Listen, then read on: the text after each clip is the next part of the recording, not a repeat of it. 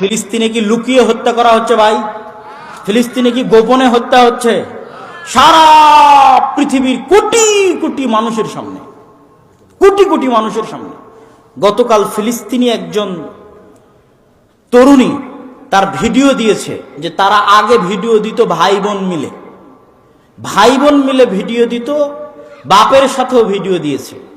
আর এখন ভিডিও দিয়ে বলতেছে এই যে এটা আমার ভাইয়ের কবর, আমার ভাই মরে গেছে, যে ভাই আমার সাথে আপনাদেরকে ভিডিও দিত।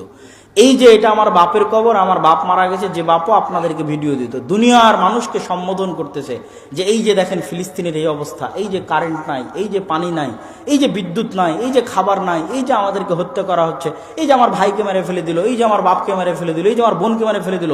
লক্ষ লক্ষ মানুষ দেখতেছে, সারা বিশ্বের মুসলমানেরা দেখতেছে, মুসলিম দেশগুলো দেখতেছে, সারা বিশ্বের কাফের মুশরিকেরা দেখতেছে, ইহুদি খ্রিস্টানেরা দেখতেছে, বিবিসিতে দেখতেছে, আল জাজিরাতে দেখতেছে, কিন্তু কথা বলার কেউ নাই।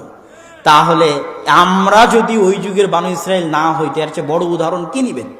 সেই যুগের ফেরাউনের কথা আল্লাহ কোরআনে বলছে যে ও জীবিত জবাই করে দিত পুত্র সন্তানকে চোখের সামনে। তারা তো জীবিত আমাদের শিশু বাচ্চাদেরকে হত্যা করতেছে সারা পৃথিবীর চোখের সামনে, কেউ বলার নাই।